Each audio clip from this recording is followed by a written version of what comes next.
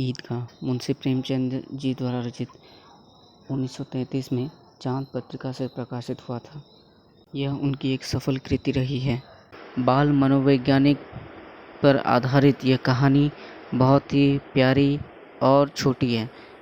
इसके प्रमुख पात्रों में हामिद और उसकी दादी अमीना हैं, जबकि अन्य पात्रों में हामिद के कुछ दोस्त जैसे महमूद, मोहसिन, नूरे, सम्मी आदि आते जाते रहते हैं। तो कहानी एक छोटे बच्चे हामिद और उसकी दादी की है। हामिद जिसके पिता और माता का देहांत हो चुका है और अभी वो अपने दादी के साथ रहता है। उसकी दादी बहुत ही गरीब है, जो कपड़े बुनकर सिलकर अपनी और अपने पोते का पेट भरती है। आज इस्लाम धर्मियों लोगों का बहुत ही पवित्र दिन ईद है। 30 दिन रोज़े के पार करने के बाद आज का ये पवित्र दिन आया है। आज इसलिए हमीद भी बहुत खुश है। वह भी अपने दोस्तों के साथ ईदगाह जाना चाहता है। भले ही वो अपनी आर्थिक परिस्थिति को भली भांति जानता था। उसके पास न नए कपड़े हैं और न ही पैरों में पहनने के लिए नए जूते। फिर भी उसकी दादी कुछ विशेष प्रबंध करके उसके हाथ में 3 पैसे रख देता है, क्योंकि 3 कोस की दूरी पर ईदगाह है और आते जाते और वहाँ पे नमाज़ पढ़ने के बाद जब उसे भूख या कुछ खिलौने लेने होंगे तो वो 3 पैसे से ख़रीद सकता है। और इसके बाद हामिद अपने दोस्तों के साथ ईदगाह की ओर चल देता है। उसके पास केवल 3 पैसे हैं। नमाज पूरी होते ही सब बच्चे मिठाई और खिलौने की दुकान के पास जाकर अपनी अपनी मनपसंद की चीज़ें खरीदने और खाने लगते हैं।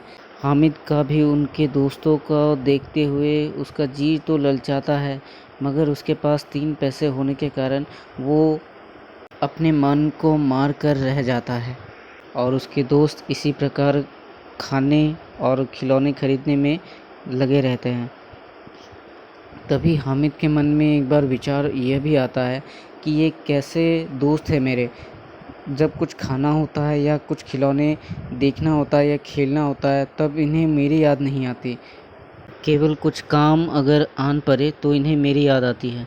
मन में आए ऐसे विचारों को वो दफन करते हुए जब वो लोग आगे बढ़ जाते हैं तब ये एक लोहे की दुकान पर रुककर हामिद एक चिमटा देखता है और उसका मोल भाव करता है। तब किसी तरीके से दुकान वाले को वो मनाकर 3 पैसे में वो चिमटा खरीद लेता है और चिमटा खरीद कर वो अपने दोस्तों के पास बड़े ही गर्व के साथ जाता है। पहले बार जब उसके दोस्त उसे चिमटे के साथ देखते हैं तो सभी उसका मजाक उड़ाते हैं कि ये क्या खरीद लिया तुमने।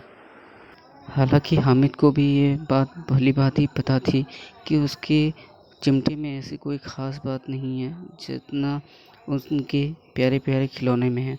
फिर भी अपनी समझ और हाजिर जवाबी से उसने ऐसे तर्क दिए जिससे उनके सभी दोस्त परास्त हो गए और अब उनके प्यारे प्यारे खिलौने हामिद के चिमटे के सामने फीके पड़ने लगे। फिर सभी ने एक एक कर अपने खिलौने उससे साझा किया और हामिद अपना चिमटा उन सब से। अब हामिद का चिमटा रुस्तम हिंद हो चुका था, क्योंकि वो रोज़ आग में कूदेगा और बाहर आ जाएगा, लेकिन किसी और के खिलौने में ये बात कहाँ। इस घटना के बाद उसके कुछ दोस्तों ने ये भी कहा कि ये बहुत चालाक है, इसलिए अपने पैसे अभी तक बचाए हुए रखा था।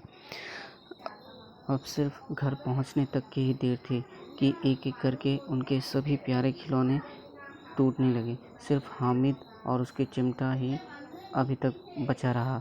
और जब वो अपने घर पहुंचा तो उसकी दादी ने स्नेह से उसे अपने गले लगा लिया।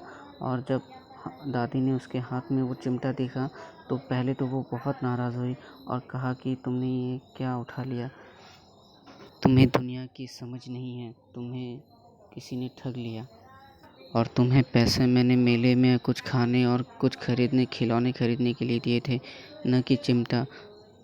तो इस प्रकार वो पहले तो हामिद पर बहुत ही गुस्सा होती है, लेकिन बाद में जब हामिद अपने अंतर्मन की बात समझ बूझ के साथ अपनी दादी को कह सुनाता है तो दादी भी समझ जाती है कि इस छोटे से बच्चे ने आज ईदगाह में न जाने कितने प्रकार की मिठाइयाँ देखी होंगी, न जाने कितने प्रकार के खिलौने देखे होंगे, और फिर भी अपने मन को मारकर सिर्फ मेरी फ़िक्र की और आग में मेरी हाथ न जल जाए इसलिए ये चिमटा खरीद लिया। उसके बाद उसके दादी की आंखों से आंसू बहने लगे और वो हामिद को भर भर के दुआएं देने लगी। और इस प्रकार ये कहानी का अंत हो जाता है। इस कहानी के उद्देश्य में प्रेम, त्याग और सहानुभूति है। हालांकि अपनी समझ और हाजिर जवाबी से जो तर्क करते हुए हामिद अपने मित्रों को परास्त करता है, ये भी इस कहानी में प्राण फूंक देता है। इसलिए अपनी बुद्धि और समझदारी के बल पर हम किसी भी परिस्थिति को जीत सकते हैं। इसका भली भांति उदाहरण हमारे प्रेमचंद जी ने इस कहानी के माध्यम से हमारे सामने रखा है। एक 4-5 साल का बच्चा अपनी छोटी सी उम्र से भी ज़्यादा वयस्क की तरह जब सोचने लगता है तो अपना और दूसरे का भला होने लगता है। ये भी इस कहानी का उल्लेखनीय विशेषता रहा है। प्रेम, त्याग और बलिदान का एक उत्कृष्ट उदाहरण है ये प्रेमचंद का ईदगाह। अंत में हम बस इतना ही कह सकते हैं कि बाल मन के चितेरे कथाकार प्रेमचंद ने अपनी बाल मनोविज्ञान पर आधारित कहानियों के माध्यम से बच्चों के आदर्श चरित्र को उभार कर समाज को सार्थक संदेश देने का प्रयास किया है। बालकों में यह विवेक विकसित किया जाना चाहिए कि वे हर एक काम के गुण दोष को समझ सकें और उसके द्वारा उनमें नैतिक मूल्यों का आविर्भाव हो। तो आज के लिए बस इतना ही। धन्यवाद। और आगे से भी ऐसे कहानी पढ़ने सुनने के लिए चैनल पर बने रहें। धन्यवाद।